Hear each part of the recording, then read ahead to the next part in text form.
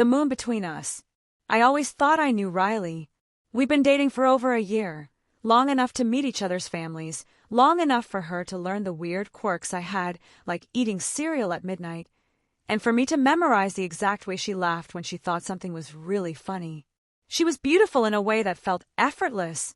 Deep green eyes that caught the sun like polished jade, messy auburn hair she rarely bothered to tame, and a wildness in her smile that felt electric. She was magnetic, and maybe a little secretive. I chalked that up to her being a private person. We all have our walls, right? I didn't realize how tall hers were until everything shattered on a full moon night in late October. The lead up, it started with little things. She canceled plans every full moon, every single one. At first, I joked that she must be part of some witchy women's club, and she laughed it off, calling it Hermy time. Fine, everyone needs space. But then there were the scratches, sometimes on her arms, other times on her neck. She'd say she fell hiking or scraped herself at work, despite working at a bookstore. Then there were the nights she'd show up at my place late, flushed and out of breath like she'd run a marathon, pupils blown wide, sweat drying on her collarbone. She never wanted to talk about her day. She just wanted to lie next to me to sleep, almost like she was recovering from something.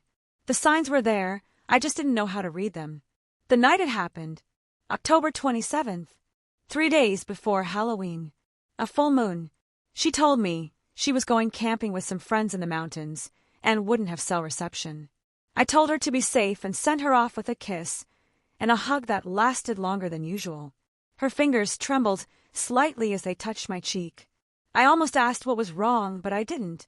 That night I couldn't sleep. Something about her goodbye had felt final, off. I found myself driving aimlessly, trying to clear my head. Somehow, I ended up near the old forest reserve on the edge of town. It was quiet, dense, almost prehistoric with its gnarled trees and thick mist curling like smoke between branches.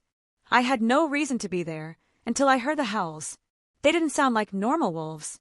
There was rage in them, pain, and something hauntingly human. I should have left, should have turned around and gone home.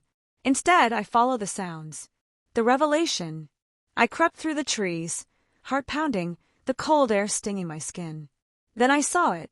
In a small clearing bathed in silver moonlight, I saw something impossible. There were 3 of them. Wolves, but not. Larger than any normal canine. Their bodies were hunched and muscular, paws twisted almost like hands, claws gleaming. Their eyes glowed amber. One of them was pacing, agitated, while another sniffed the air like it sensed something. The third was transforming.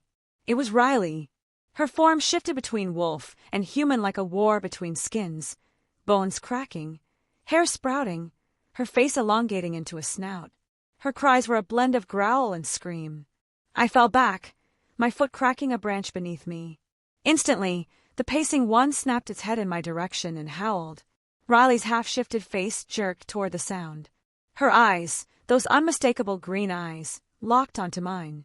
"No," she growled, half feral, her voice barely recognizable. "Run!" But it was too late. The escape.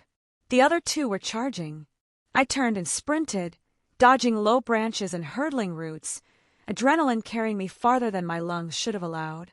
I could hear them behind me, snarls, snapping twigs, paws pounding the forest floor. And then, silence. I risked a glance back. One of them was gone. The other one stood frozen, blood dripping from a wound on its shoulder, whimpering before limping into the trees. Riley stood there, in full wolf form, massive, silver-furred, eyes shining emerald fire.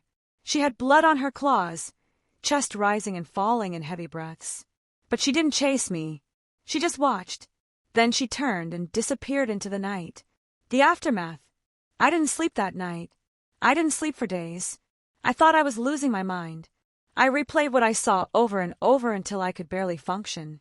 I avoided Riley's texts when she returned, claiming she had bad service the whole time and wanted to see me.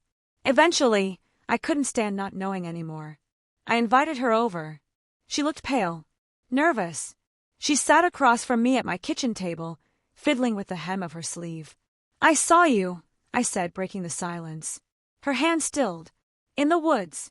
That night. You told me you were camping, but I went to the forest near Ridge Hollow. I saw you. And them. She didn't deny it. Didn't even look surprised. You weren't supposed to be there, she whispered. So it's true? You're a werewolf? Yes.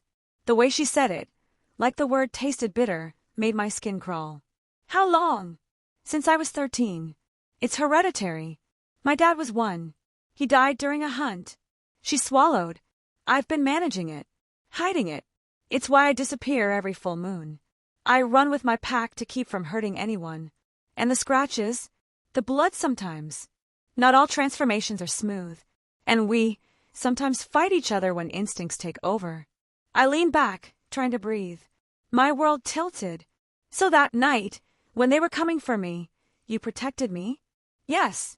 I couldn't let them hurt you. Why didn't you just tell me, Riley? She looked at me then. Truly looked, her eyes raw and afraid. Would you have believed me? Before you saw it with your own eyes. And even if you did, what kind of life is this for someone like you? Always running, hiding, fearing the moon. She reached across the table, but I flinched. That flicker of pain in her eyes nearly killed me. The fracture. We didn't speak much after that. I needed time. She gave it to me.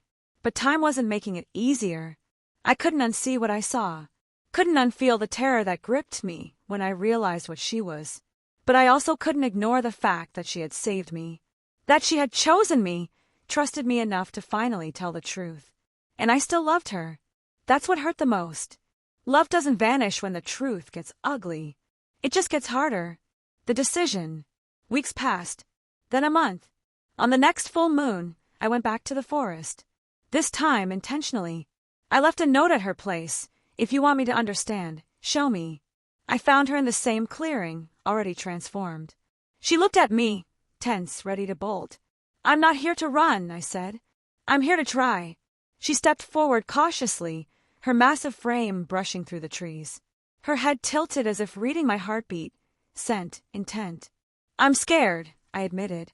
But I think I'd rather be scared with you than safe without you. She let out a soft chuff.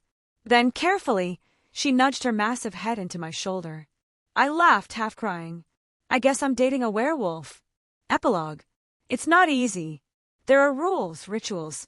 Some nights, she can't control the change, and I have to wait with a silver locket in my hand in case things go south. But she's still Riley. She still eats cereal at midnight with me.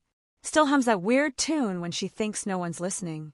Still holds me like I'm the only anchor she has when the world gets too wild. The moon may claim her body, but I still have her heart. And that's enough. For now.